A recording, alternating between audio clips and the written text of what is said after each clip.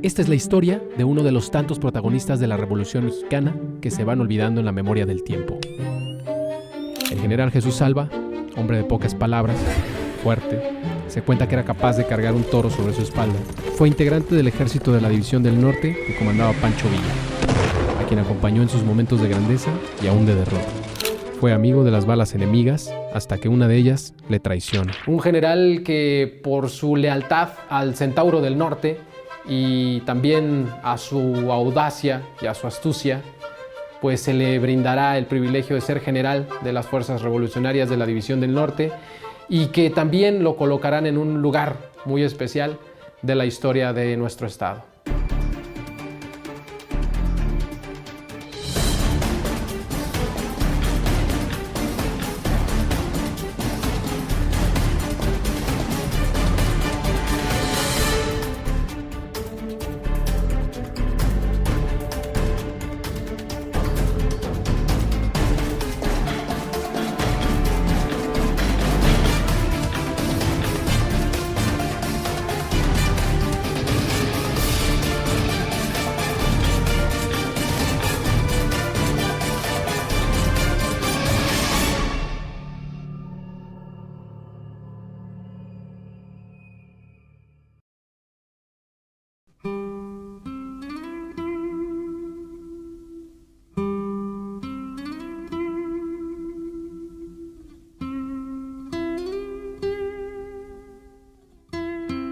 Esta parte de la historia que estamos contando inicia aquí en la ciudad de Zacatecas.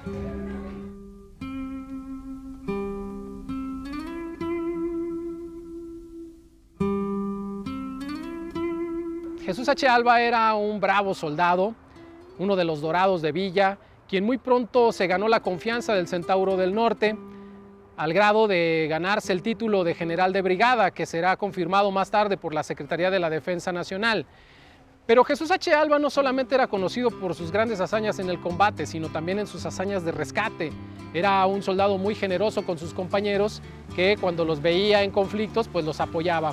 Uno de ellos, por ejemplo, es Víctor Sandoval, y existe la anécdota de que herido en el campo de batalla es ayudado por Jesús H. Alba, quien lo saca del combate y lo salva de ser capturado por los soldados federales. Aquí en la ciudad de Zacatecas hay un caso similar, hay una anécdota similar que la vamos a conocer.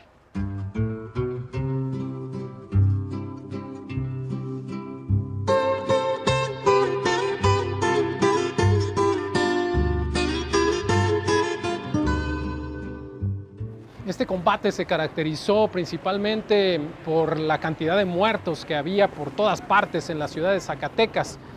Entre los diversos pelotones que se distribuían estaba el del general Jesús H. Alba, que en cierto momento de la batalla se cuenta que vio a uno de los soldados del ejército federal que cayó del caballo y seguía disparando y repeliendo la agresión de los revolucionarios, lo cual llamó la atención de Jesús H. Alba y dijo, ah caray, a ver qué está pasando con este hombre. O sea, le llamó mucho la atención ese ímpetu con el que seguía disparando a pesar de estar herido y bueno, decide acercarse, parece ser que logra hacer contacto con este personaje y le pregunta pues que de dónde viene, que quién es, de quién se trata este personaje, y resulta ser un hombre de la ciudad de San Juan de los Lagos, de nombre Alfredo y de apellido Alba, lo cual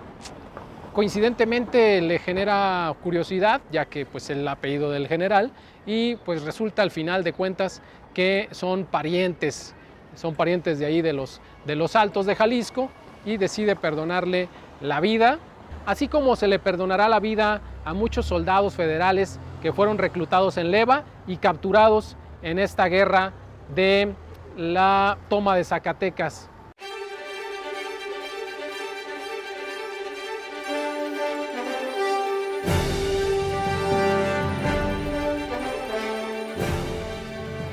Estas anécdotas nos revelan que muy probablemente el general Jesús H. Alba pues no solamente salvaba el pellejo propio, sino que también se preocupaba por apoyar a sus compañeros caídos en combate y sacarlos de esos lugares.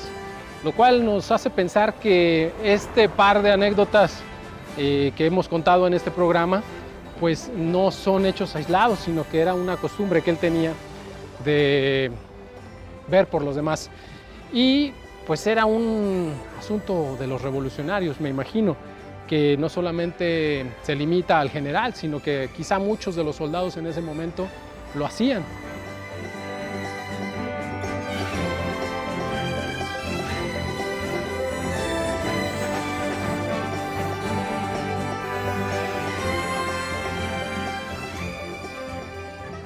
Tras la revolución, muchos de los combatientes se empiezan a amnistiar y poco a poco, con el tiempo, se van formulando la pregunta de, bueno, ¿qué sigue? ¿Qué hay para nosotros? ¿Y para qué sirvió todo este movimiento? Que al final de cuentas buscaba la justicia social. Seguro que sí, esa fue la razón por la cual mi abuelo fue uno de los participantes en que se hiciera la unión de veteranos para poder tener garantías después de haber expuesto la vida, dejado la familia, las tierras, todo, de haber perdido muchos la vida. Entonces ellos decían, ¿y ahora con qué vamos a contar? Se acabó la revolución, entre comillas, ¿y nosotros qué? ¿De qué vamos a vivir? ¿De qué vamos a comer? Entonces, ese es el motivo por el que se tenían que consolidar y hacer una unión de veteranos para poderse apoyar entre ellos. De la cual el general viene a ser el representante en Aguascalientes. Así es. Hubo convocatorias y se fueron a la Ciudad de México en el desfile del 20 de noviembre, participaron, pusieron sus mantas y fueron escuchados. Y de hecho aquí en Juan de Montoro, en la siguiente cuadra, se encuentra ahí establecida la Casa de los Veteranos de la Revolución. Al finalizar la Revolución Mexicana, el general Jesús H. Alba se establece en la ciudad de Aguascalientes. Adquiere algunas casas, algunos predios. Uno se encontraba en la calle de Darío, que es actualmente la Francisco Villa. Así es, ahí vivieron. Esta casa la adquiere en el 43 más o menos, 42, 43, así es. Y se casa con la señora Cuquita Lozano. Mi abuela María del Refugio Lozano Díaz Infante, originaria de Lagos de Moreno, Jalisco. Eso es más o menos como por 1915. Más 15, 16 por ahí, así. Y aquí decide establecerse, hacer su familia y dedicarse a la agricultura tras la revolución. Así es. Comentaban mi mamá, en paz descanse, mis tíos, que se iba mi abuelo muy temprano, el inicio de semana, a caballo, a Los Vergeles, un rancho que tenía, que era monte, y empezó él solo, con sus propias manos, a desmontar, a hacer eso, y regresaba todo quemado, lleno de espinas, todo eso, todo muy maltrechado. Sí, pero era muy trabajador, le gustó el campo, se dedicó a la agricultura, y mi abuela lo apoyó demasiado, entonces se hicieron de algunas propiedades aquí, y esta casa la compraron en el 42-43, se vinieron a vivir aquí, y en el 49 fue cuando él, rumbo a México, iba a algunos asuntos políticos, porque tenía aspiraciones políticas y tenía apoyos por parte de la presidencia del señor iba y venía a Ciudad Valdés, de México. así es, y allá fue donde la desgracia de que lo asesinaron, ¿verdad? Toda esta sed de justicia hacia sus compañeros revolucionarios lo llevaba constantemente a viajar a la Ciudad de México. Así es. En donde se entrevistaba con altos mandos de la presidencia de la República, en este caso el presidente Miguel Alemán Valdés. Y su mamá. Y su mamá, era que mandaba órdenes a los gobernadores y alcaldes de seguro que sí, quiero que le des esto. y tenían que hacerse, ¿no? Bueno, pero no. Yo creo que las aspiraciones que tenían para superarse eran mayor. Por eso lo estaban candidateando para la gubernatura, pero pues desafortunadamente pasa algo en Ciudad de México. Lo que no le pasó en la guerra, en la revolución, en un hotel.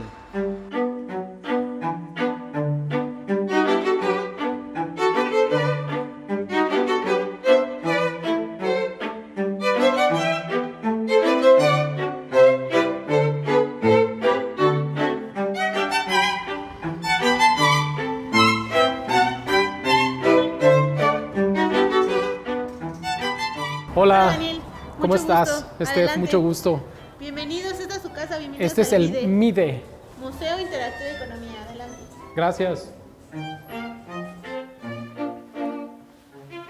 Y ya que estamos en el museo, pues vamos a aprovechar para conocer un poquito y darnos una idea más o menos de cómo era el Hotel Ambos Mundos. Lo que podemos ver aquí es que en la parte de las marquesinas aún se pueden observar estas oraciones en latín que pertenecían al convento de los betlemitas aquí en la Ciudad de México. Y bueno, pues esta parte era lo que nos comentan que era el Hotel Ambos Mundos. Los cuartos ya no existen, ahora fueron transformados en las salas del Museo Interactivo de Economía. Y bueno, pues este es básicamente para darnos una idea de la ambientación del hotel y de cómo y dónde se hospedaba el general Jesús H. Alba cuando tenía sus visitas a la Ciudad de México.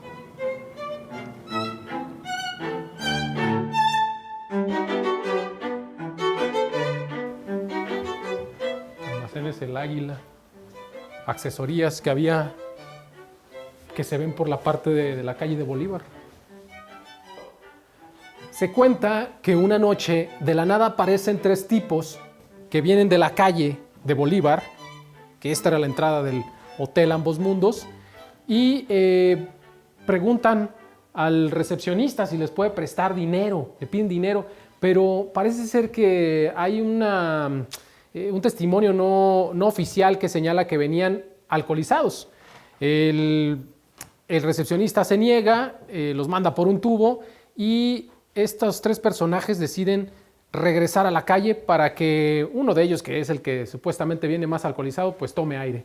Entonces vienen saliendo y al instante también viene entrando el general Jesús H. Alba, nuestro personaje, de 60 años, un hombre robusto, ya grande, con sombrero tejano.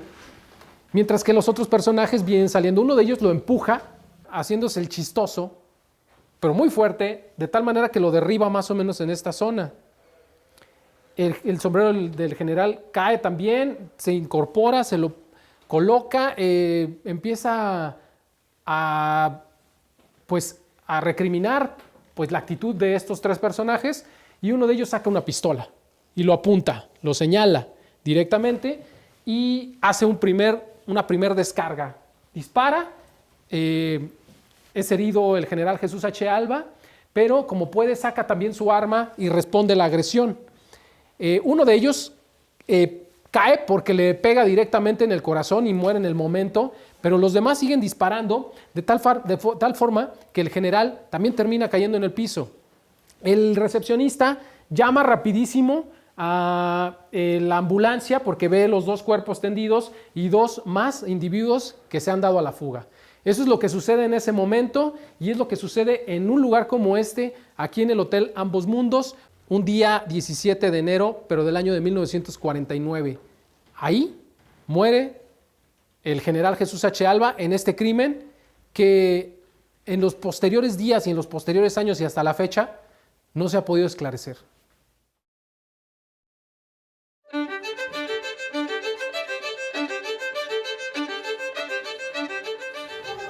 Muy bien, muy padre. Qué gusto tenerlos aquí. Qué museo tan bonito, qué lugar tan conservado. Gracias por conservarlo de esta forma. Cuando quieran, este es su museo, esta es su casa y bienvenidos. Muchas gracias. Muchas gracias. Cuídate Daniel. mucho, un gusto Gracias a todos. conocerlos. Vamos a seguir nosotros contando esta historia. Gracias.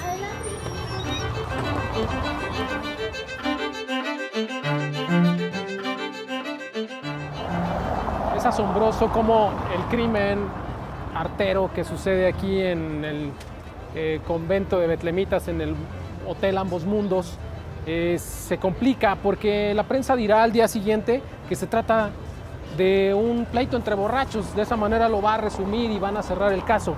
Sin embargo, en días posteriores hay otro tipo de prensa que se dedica a investigar de una manera más profunda el asunto y, bueno, pues empiezan a entrevistar a algunos testigos de ello. Uno de ellos es el policía 471, que se supone está él haciendo guardia por la calle de Bolívar, a media cuadra de donde sucede este asesinato. Lo que trasciende aquí es que el policía nos comenta que escucha balazos, escucha una serie de disparos sobre esta calle y corre al lugar. Una de las testigas que estaban presenciando el crimen le comenta al policía que uno de los sujetos ha salido corriendo y patitas, ¿para qué las quiero? este personaje que sale huyendo, sale corriendo hacia la esquina de Allende con Donceles. La investigación policíaca que se realiza en estos días señala que el policía 471 detiene a Jesús García Olvera, que es el nombre de este personaje que se escabulle en la esquina de la Cámara de Diputados que hace esquina con la calle de Donceles y la calle de Allende. Ahí lo detiene y le encuentra un arma. Casualmente, este personaje, cuando ya lo llevan a detenido, señala que él no traía ningún arma y que todo había sido producto de una borrachera. Lo cual, unos días más tarde, pues ya no, pues se caerá esa hipótesis por el que uno de los disparadores, el que muere en el Hotel Ambos Mundos, es Ramón Arias García, nada más y nada menos que el jefe de la policía michoacana, lo cual empieza a levantar sospechas de que el móvil de este crimen no es una simple borrachera.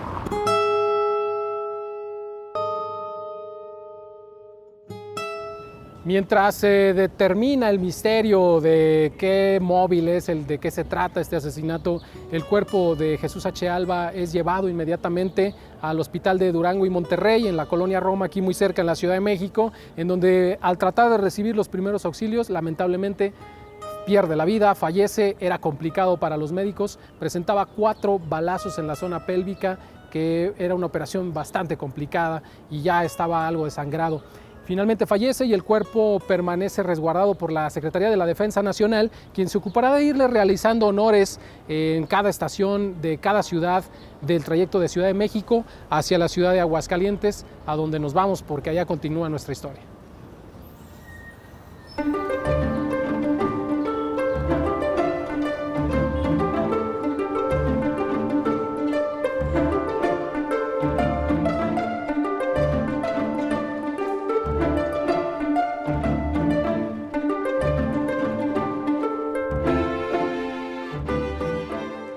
Aquí tenemos el acta de defunción de Jesús H. Alba, en donde podemos ver el parte de la cantidad de balas y dónde impactan, ¿no?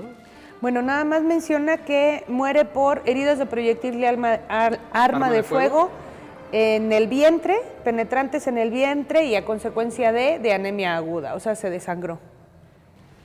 Hay una serie de inconsistencias en el móvil del caso y me llama la atención que la prensa va a enterrarlo, bueno, no toda la prensa, pero sí me llama la atención este periódico, que tenemos una copia, que menciona que fue un crimen de borrachos.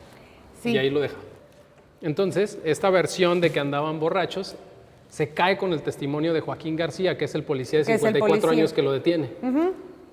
Porque el policía lo que hace es que escucha la balacera, porque no fueron 3, 4 balazos. Hay fuentes que dicen que fueron 20 y hay quien dice que fueron muchas más. 30, 40, como en el caso de Colosio, ¿no? Sí, o Álvaro Obregón, y que escucha la balacera y corre como para cortar el camino al agresor. Entonces lo alcanza justamente enfrente de la ex Cámara de Diputados y ahí lo taclea y lo detiene. Y no estaba borracho, aunque el otro... cuando lo interrogan, dice que pues sí, fue todo el móvil por un pleito de borrachos. Bien, pues esta es la postura de la prensa, pues cuestionable la prensa, y de la policía. Pero hay un móvil que señalan los familiares que podría ser un posible móvil político y se sustenta en varias situaciones que la familia observa. Pero también tiene que ver con la postura política del general aquí en Aguascalientes. Él siempre, y como formó parte de la Asociación de Veteranos de la Revolución, él estaba muy interesado en trabajar por sus compañeros de esta asociación. Que muchos de ellos no fueron bien redituados después de la Revolución. La gran mayoría, sí, no se les cumplió. Y ese era el sentimiento.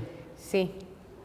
Entonces lo que él quería era tener una participación política, un papel político para poder gestionar desde ese ámbito el apoyo a sus compañeros. Supongo que a él también. Claro, finalmente se iba a beneficiar, que es otra parte del móvil que señalan los familiares, que es estas pretensiones que tenía para convertirse en candidato y posible gobernador de Aguascalientes, Y prueba de ello, del apoyo que tenía el coronel, son 2 cartas que existen, que una proviene de Tomasita Valdés, que es la mamá del presidente Miguel Alemán Valdés, que le pide directamente al gobernador, que en ese momento de la historia es Jesús María Rodríguez. Conocido como el Chapo. Muy famoso. Él no era militar, pero sí tenía relación con ciertas figuras militares a nivel nacional. Entonces, si al gobernador de ese entonces le mandan una atenta carta diciéndole que pues a lo mejor el general Alba va a quedar como que venía de la presidencia de la República y de la Secretaría de la Defensa Nacional. No creo que le haya caído muy bien al Chapo Rodríguez. Los movimientos agraristas seguían muy intensos en todo el centro del país. Entonces, la figura del general sí representaba para el gobierno de Aguascalientes revivir o retomar o darle más impulso a todo esto que el mismo gobierno no estaba cumpliendo con quienes habían luchado durante la revolución. Eso por un lado. Y por otro, años más adelante, quien sucede o quien le sigue en el poder al Chapo es el gobernador profesor Edmundo Gámez. Entonces son 2 figuras muy controvertidas.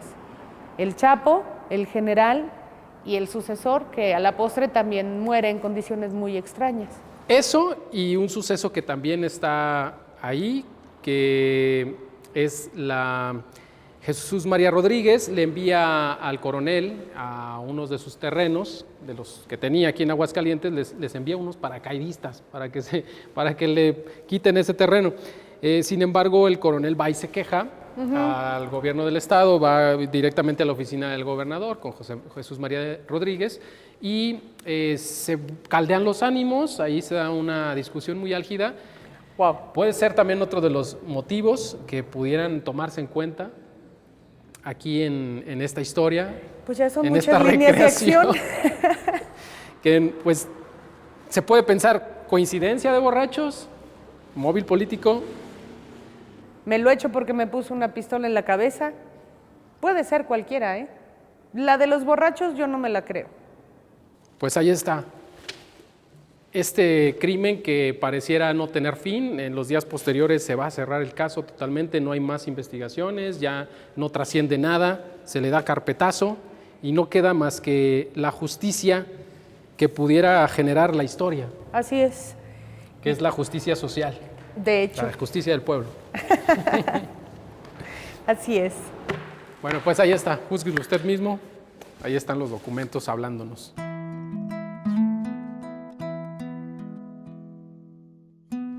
Finalmente, los restos del general Jesús H. Alba serán traídos aquí al Templo de San José para la misa, para las exequias, para la despedida. Un cortejo fúnebre que transita por la calle de Francisco y Madero es el que le va a acompañar a su destino final, que es el Panteón de Los Ángeles, donde finalmente descansarán sus restos.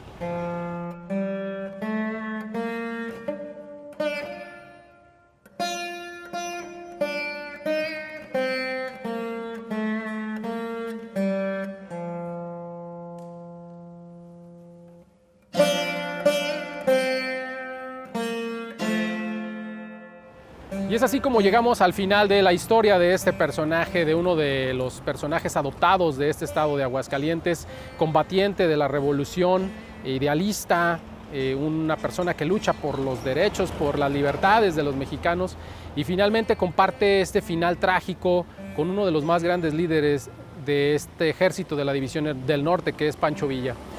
Y había que ponerle cara y había que ponerle nombre también a estos soldados que de pronto son desconocidos para la historia de nuestro país y que aquí en Aguascalientes nos representan.